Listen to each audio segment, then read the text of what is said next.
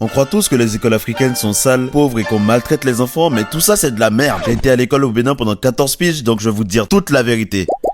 Aller à l'école en Afrique, ça implique d'abord d'avoir 1 milliard de crushs. Non, t'étais juste un détraqué sexuel, hein.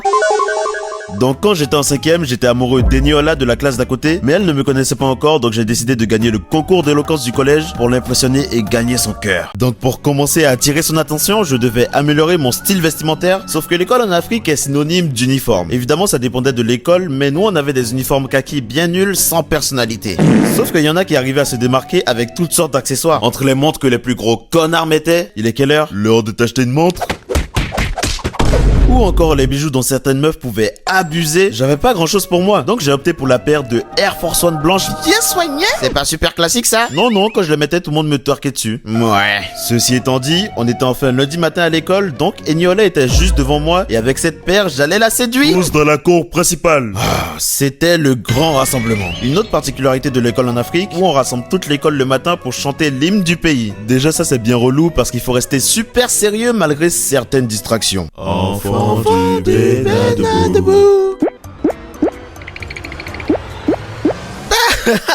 Tais-toi, petit con! Mais en plus de ça, faut chanter aussi l'hymne de l'école. Quelle idée farfelue quand même. Monsieur le directeur, on est en crise. On n'a plus de profs, plus d'électricité. Les élèves se battent entre eux. On fait quoi? Créer une chanson pour l'école. Quoi? Mais ça n'a pas de sens. Chut, faites-moi confiance. Enfin bref, on était enfin en cours et je repensais déjà à mon objectif quand le surveillant de tout à l'heure est arrivé et personne ne s'attendait à ce qui s'est passé. C'est quoi cette coupe, Ryan? On t'a déjà interdit ça, non? Je vais devoir agir. Le règlement de l'école stipulait pas de coupe extravagante. Traduction, que des buzzcuts ou des crânes rasés, sinon... Mais putain, qu'est-ce que vous faites? Je t'avais prévenu, y a pas de coupe comme ça par ici.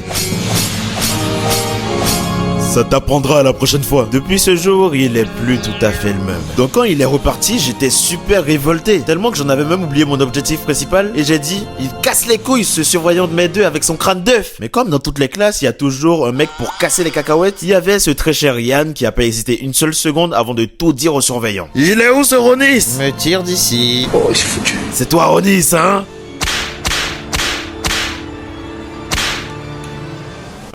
J'avais le plus gros seum de ma vie, mais j'ai pas oublié mon but principal et il s'avérait que Sarah, une des meilleures potes d'Eniola, était dans ma classe. Donc je voulais prendre le max d'infos, mais je me suis fait interrompre par le prof bandeur. Ce prof était super bizarre parce qu'au-delà de son physique atypique, si puis-je dire, même si je vais pas parler, j'ai 4 bords sur le crâne, il était du genre à donner des petits surnoms à toutes les meufs du genre les girls, ma petite biche, mon Pokémon dont j'attends l'évolution.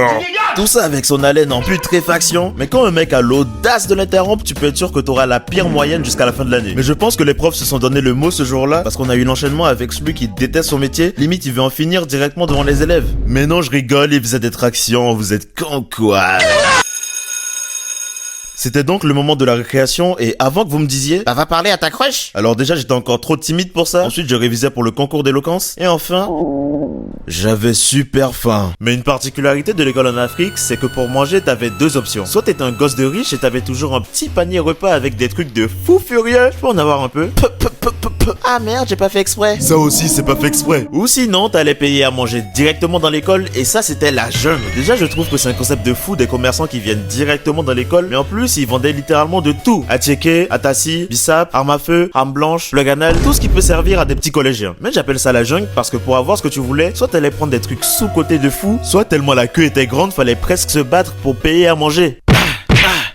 Tu veux que je te défonce ou quoi? C'est trop gênant les mecs qui se battent. Oh t'as trop raison ma gueule. Allons, ça n'en vaut pas la peine, mon brave. Je prends la poudre d'escampette. Mais pour finir avec la récré, c'était aussi le théâtre de certains trafics de substances. Parce qu'autant nous, ça se passait des jeux Nintendo, autant les plus grands, ça se passait des drogues. Et ils étaient souvent très cons. Ouais, les gars, c'est Marvin plus 229. Ici, ça vend des trucs méchants. On planque toute notre classe en terminale B. Toutes nos infos sont en bio.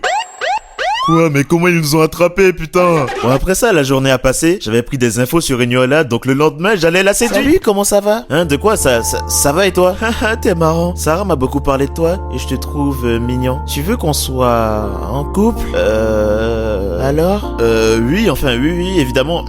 Avec plaisir. Super. Sinon, je sais que tu fais le concours d'éloquence. Y'a mon ex qui y participe. J'espère que tu vas le battre, hein. C'est facile, je te le garantis. Super, je compte sur toi. À demain. Waouh. J'étais l'homme le plus heureux du monde. Sauf que j'étais certes en couple avec elle, mais je devais quand même arriver à la pécho et gagner le concours d'éloquence. Bah tranquille, va lui parler quoi. Oui, mais non. J'aurais voulu faire ça, mais un des points essentiels de mon école, c'était les journées continues. En gros, on avait cours tous les jours de 7h à 15h30, sauf mercredi où on finissait à midi. Oui, c'est cool parce que j'avais tous les après-midi pour préparer le concours d'éloquence, mais déjà se réveiller tous les jours à 7h, ça te met dans un sillon que t'imagines même pas. C'est quoi la réponse au calcul?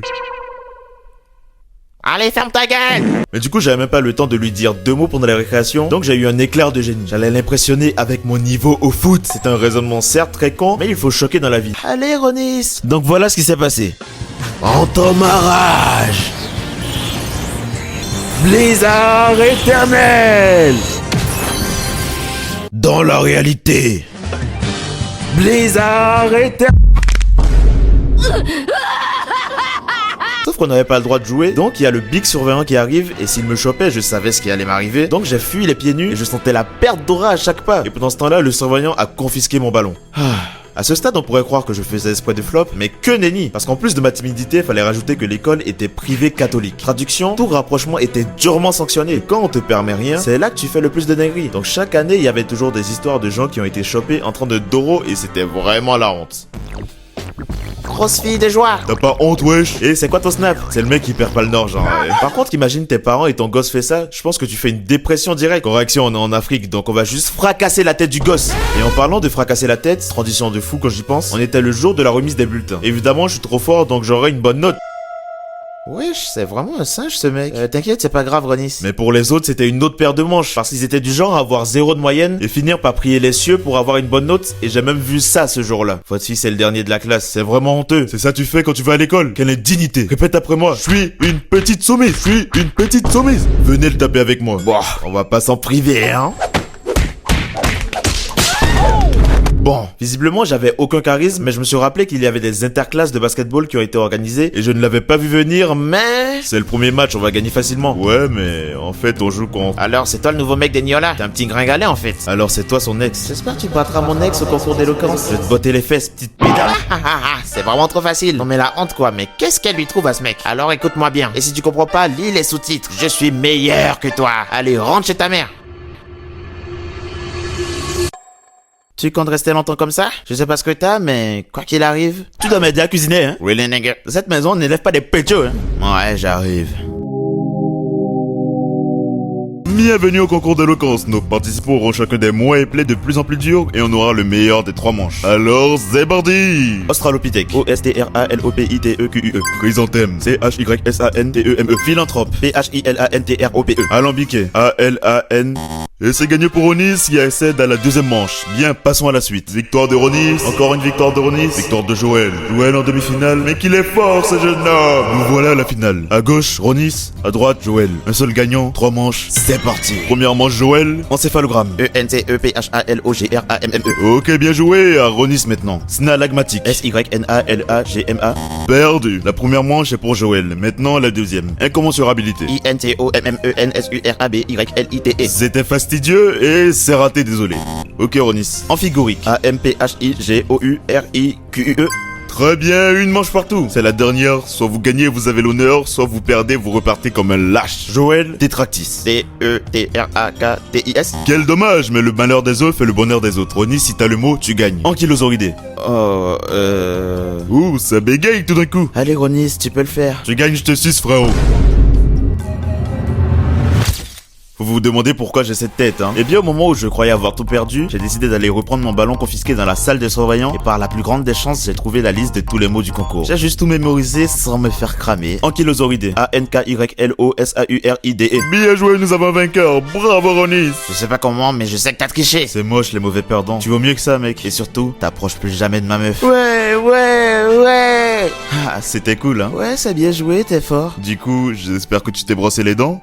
Bah justement, je te quitte. Pardon? Ça fait un moment qu'on est ensemble et t'es trop gênant. Tu bégayes quand tu me parles. C'est même la honte un peu. Mais, et le concours? Je m'en fous, Joël il a plus d'argent en fait. Donc désolé, mais on arrête là. Non! Du coup, je peux te sucer, frérot?